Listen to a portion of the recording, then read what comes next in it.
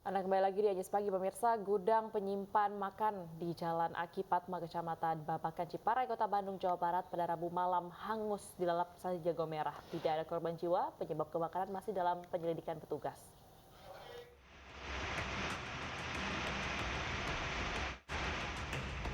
Kebakaran terjadi di Jalan Aki Padma, Kecamatan Babakan, Ciparai, Kota Bandung, Rabu malam. Besarnya kobaran api mengakibatkan seluruh barang di tempat penyimpanan mainan ini hangus terbakar. Tidak ada korban jiwa maupun luka dalam peristiwa ini karena pada saat kebakaran gudang dalam keadaan kosong tanpa penghuni. Api berhasil dipadamkan 2 jam kemudian setelah 15 unit mobil pemadam kebakaran Kota Bandung diterjunkan ke lokasi. Penyebab kebakaran gudang ini masih dalam penyelidikan petugas Polsekta Babakan, Ciparai. Kebakaran cukup besar dan melawan kepada penduduk, maka kita turunkan juga teman-teman dari PT Barat, termasuk dari Indonesia Barat. 6.2013. Meski tidak menimbulkan korban jiwa, kerugian ditaksir mencapai ratusan juta rupiah. Dari Bandung, Jawa Barat, Jupeta Mailana, iNews melaporkan. Polisi berhasil menangkap ayah yang diduga membunuh dan mengubur anaknya yang masih balita di kawasan Tambak. Pelaku ditangkap di hutan dalam kondisi lemas karena kekurangan makanan.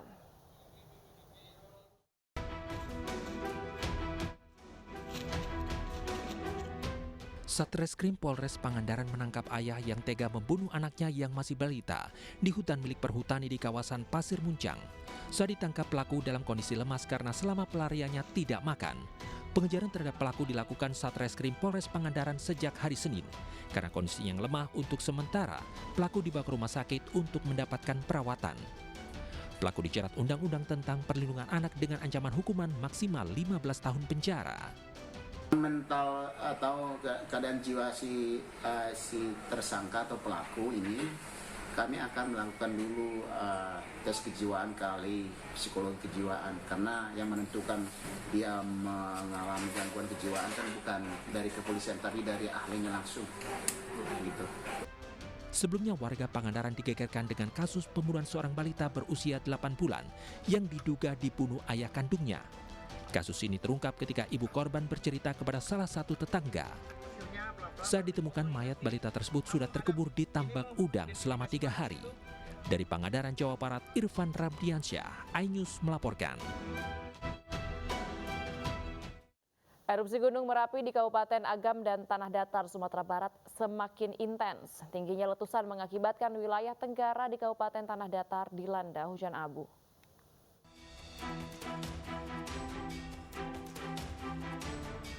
Gunung Merapi di Kabupaten Agam dan Tanah Datar, Sumatera Barat terus erupsi.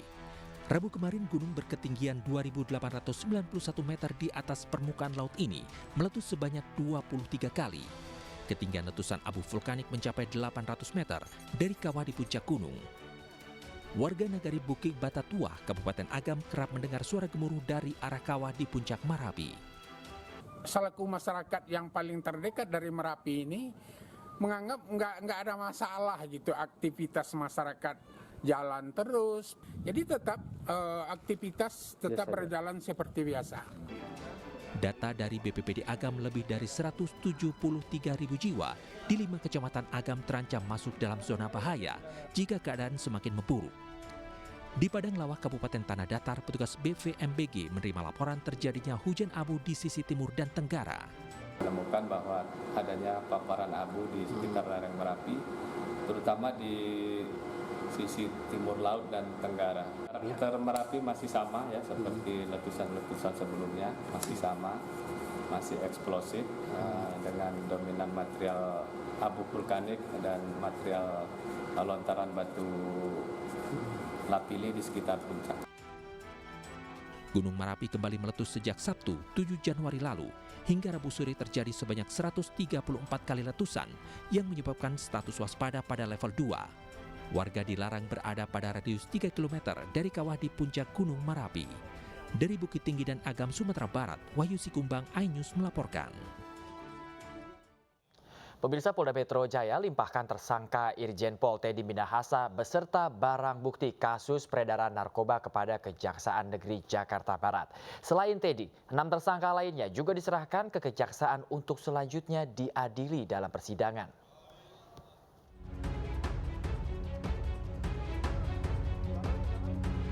Tersangka kasus peredaran narkoba Irjen Teddy Minahasa dan 6 tersangka lainnya tiba di Kejaksaan Negeri Jakarta Barat Rabu siang. Pelimpahan tahap 2 tersangka dan sejumlah barang bukti kasus peredaran narkoba dilakukan setelah berkas perkara kasus ini dinyatakan lengkap atau P21 oleh Kejaksaan Tinggi DKI Jakarta. Usai tersangka dan barang bukti dilimpahkan, mereka kemudian dibawa ke rumah tahanan dan ditempatkan di rutan yang berbeda.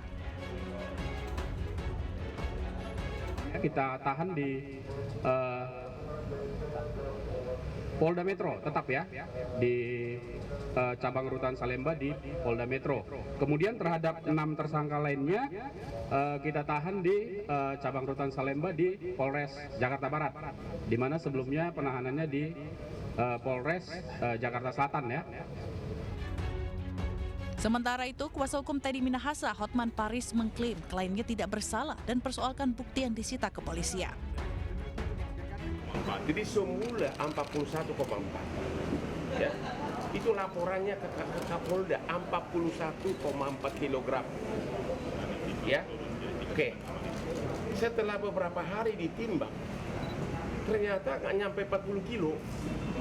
Artinya di tahap awal waktu barang tersebut masih di tangannya Kapolres sudah menguap hampir 1,5 kilo. Menurut Kapolda, menurut Pak Teddy, semua ini dalangnya adalah Pak Dodi sebagai Kapolres. Dalam perkara ini, mantan Kapolda Sumatera Barat Teddy Minahasa diduga memerintahkan mantan Kapolres Bukit Tinggi AKBP Dodi Prawira Negara untuk menukar 5 kg sabu dengan tawas. Barang haram tersebut didapat dari 41,4 kg hasil sita Polres Bukit Tinggi. Dari Jakarta, Vito Erlangga, Aulia Syah Ramadan, iNews melaporkan. Saya kemudian kaget, tapi kemudian Yosua mengancam Yang Mulia. Kemudian istri saya menyampaikan, dia kemudian melakukan perkosaan terhadap istri saya. Saya tahu kapan kamu bohong, kapan enggak. Cerita kamu nggak masuk di akal. Kalian karena buta dan tertuli, makanya saudara tidak mendengar dan tidak melihat.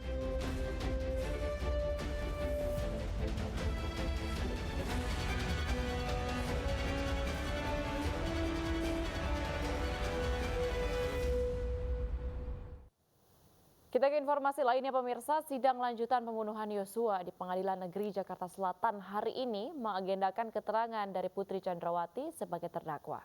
Putri Chandrawati kerap menangis saat memberikan keterangan dalam persidangan di Pengadilan Negeri Jakarta Selatan. Selain itu, di hadapan hakim, Putri menjelaskan tidak mengetahui alasan hingga ia dijadikan tersangka. Jangan menangis ya. Lama-lama hakimnya jadi ikut menangis nanti. Ya. Masih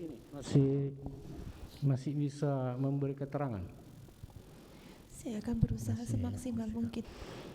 Kamu kenapa dijadikan tersangka?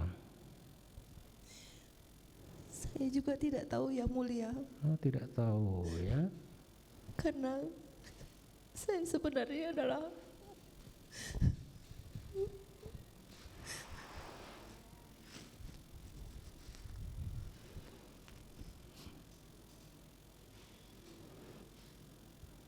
ya, nggak apa-apa. Kalau nggak tahu nggak apa-apa ya. Nanti akan kita pertimbangkan semuanya di dalam putusan nanti ya. Oke? Yang Mulia. Baik.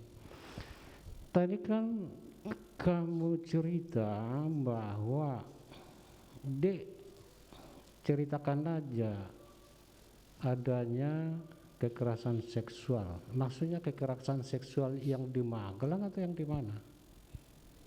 Mohon izin Yang Mulia, yang di Magelang. Yang di Magelang. Tanggal 7 Juli. Terus? Lalu saya menceritakan semuanya secara detail. Lokasinya tetap di Magelang atau pindah lokasinya? Lokasi kekerasan itu? Di Magelang, Yang Mulia. Di Magelang.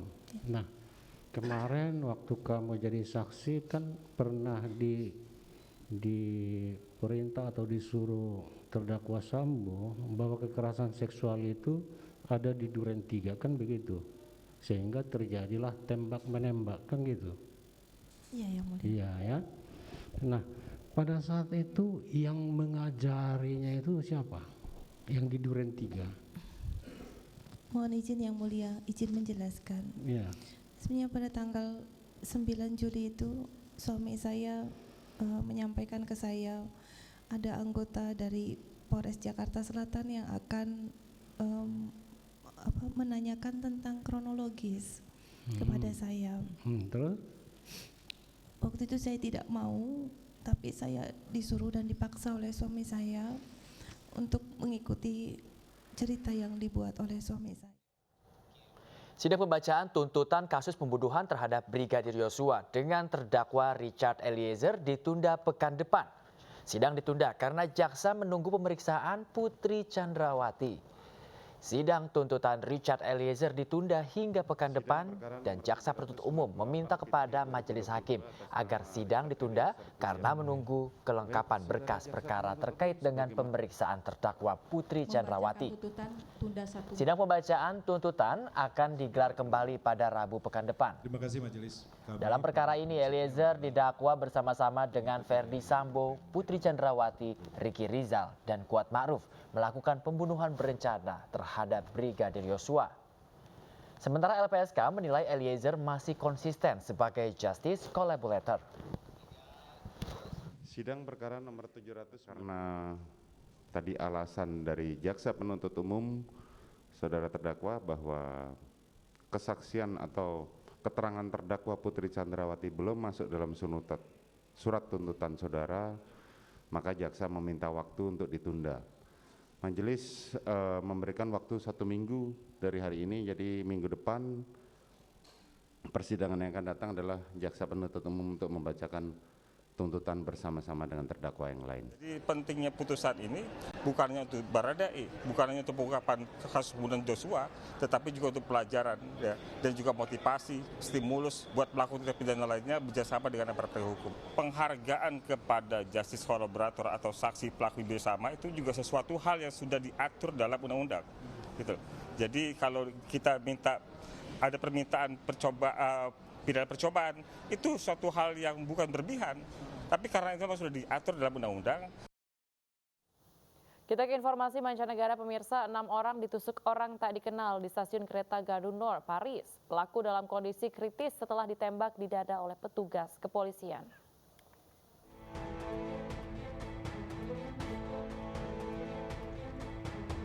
Seorang penyerang melukai 6 orang dalam serangan pedang di stasiun kereta Gare du Nord, Paris Rabu pagi sebelum ditembak dan dilukai oleh polisi. Tersangka menyerang beberapa orang termasuk seorang petugas polisi dengan senjata tajam pada jam sibuk pagi hari.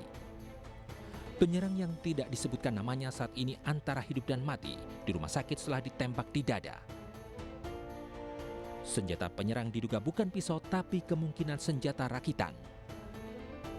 Tersangka dilaporkan tidak mengalami apa-apa setelah penyerangan dan penyelidik belum menemukan hubungannya dengan para ekstremis.